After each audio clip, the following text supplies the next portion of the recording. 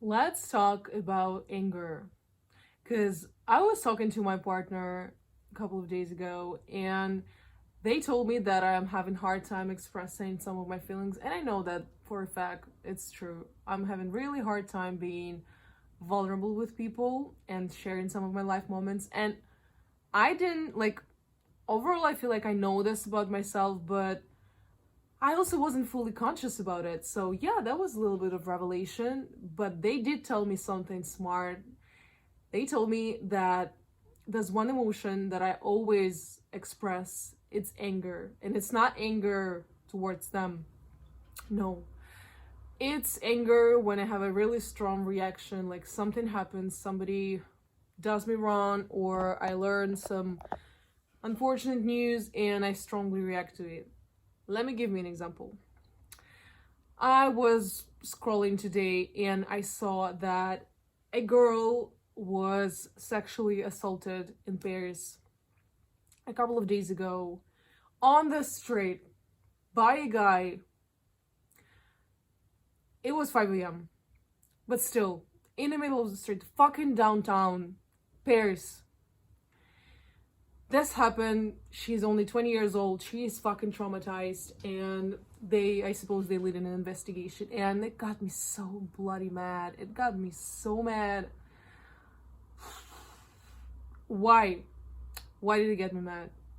The obvious thing, like, just simply the horrendous fact of somebody doing this to somebody is it's the unthinkable. To me, once you do something like this, you should be completely excluded from society and never to go back there. But the emotion that I was actually feeling deep inside me wasn't anger, if we think about it. It was sadness. I was deeply touched by it. I was sad. I was heartbroken for this girl because I have a lot of friends who went through the same, close friends or simply acquaintances. When I say a lot, it's the number is fucking big.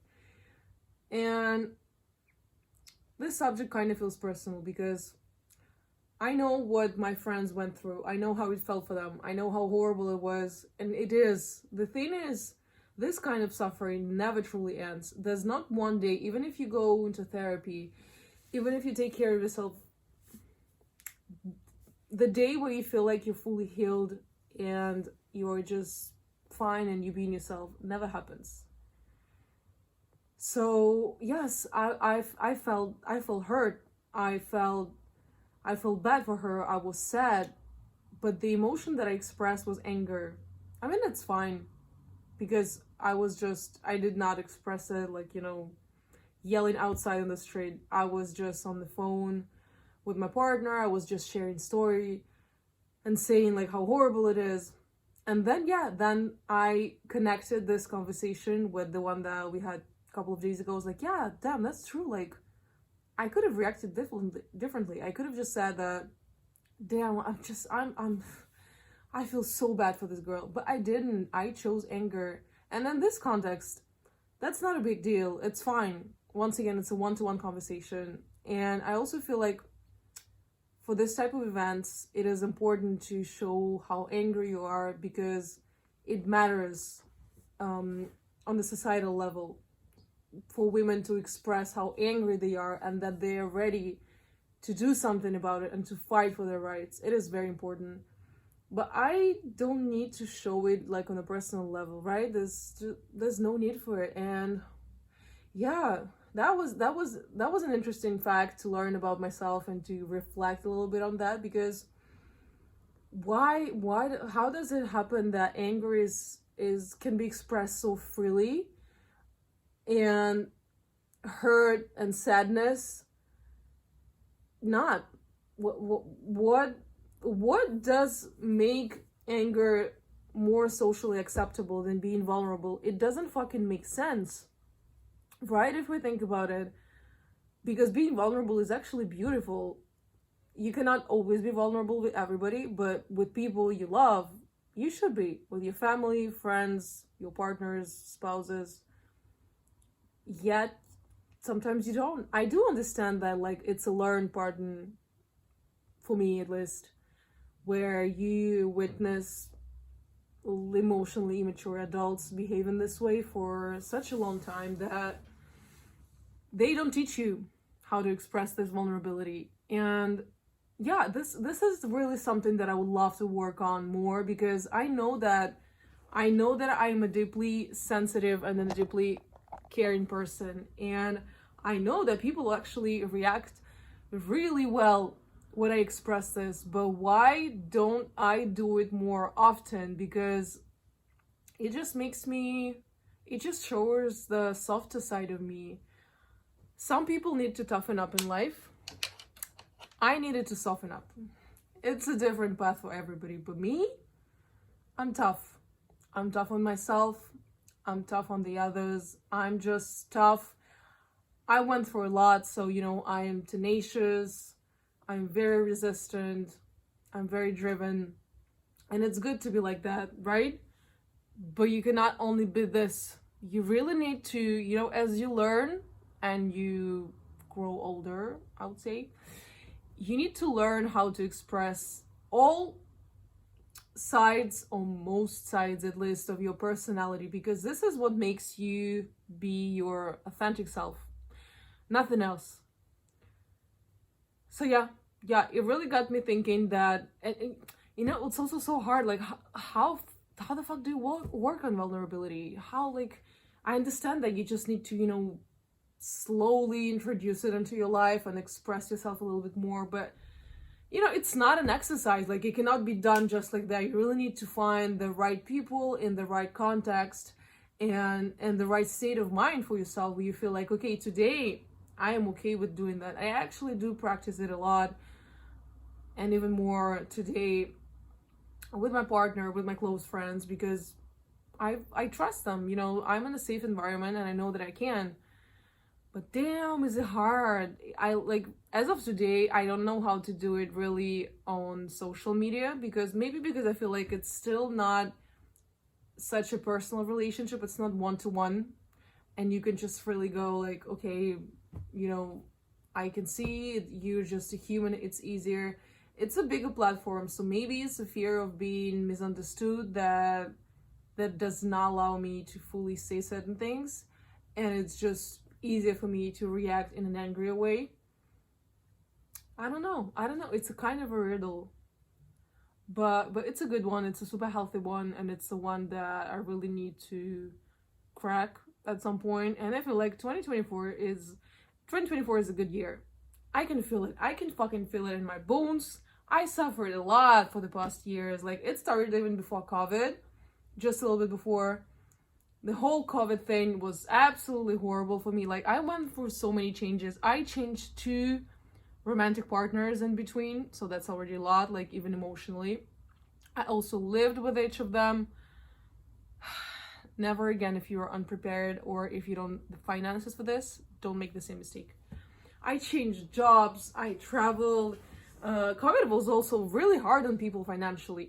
I suffered because I lost my job during COVID, and French government was still helping me. That's nice, but it wasn't enough to fully sustain for myself, especially in the long run. Then I was having a hard time finding a new job, just insane.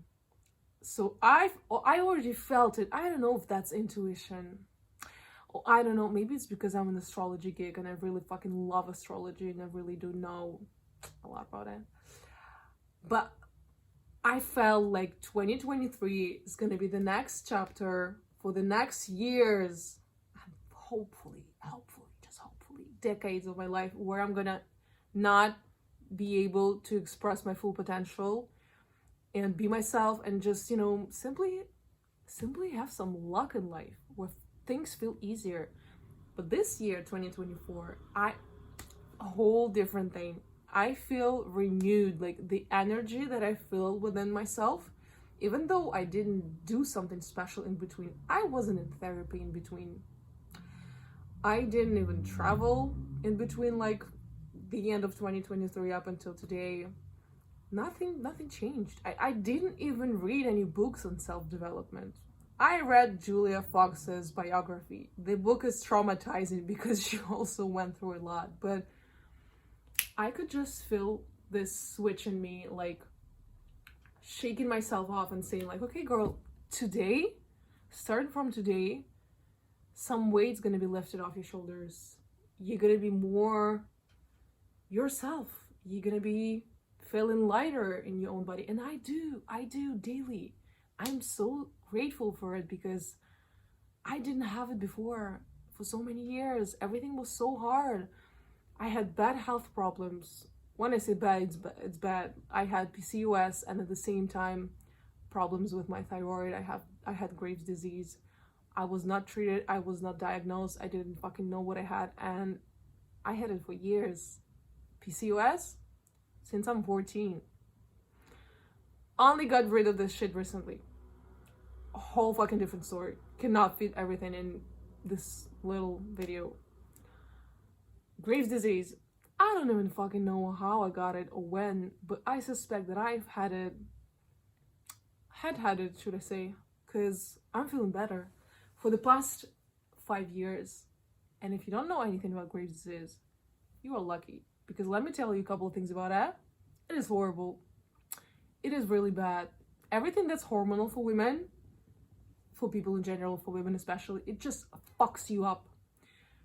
And doctors don't take you seriously. Guess what? Why would they? You're just a woman.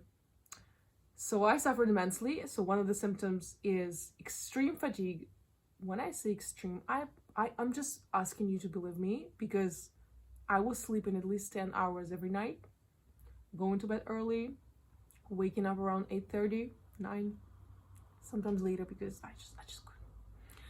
You're overeating because your metabolism is so high that you just need this. With the amount of money that I had to pay for my food, I'm not telling you, I don't even want to count. I think I doubled the budget because I didn't have a choice. Hair loss, your nails are bad, your teeth are going bad. Just, those are just some of the symptoms.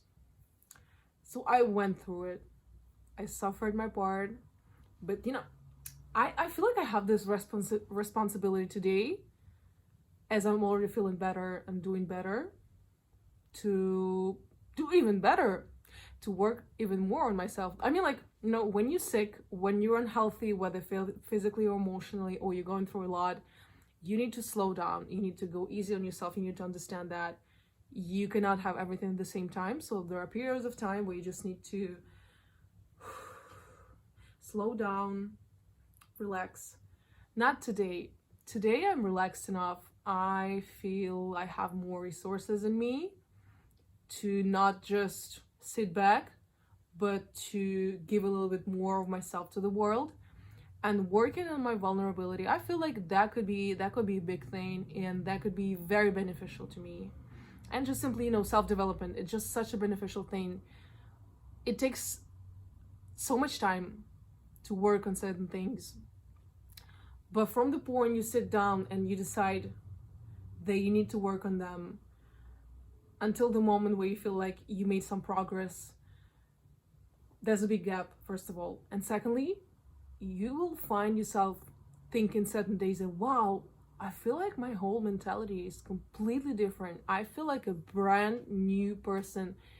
And it just feels so freeing. I'm telling you, like, it feels like closing the Pandora's box and opening a window with a view on the mountains, fresh air, beautiful sunshine.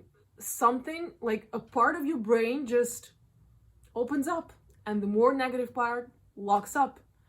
And this is insane. This is insane. I'm telling you. I love it.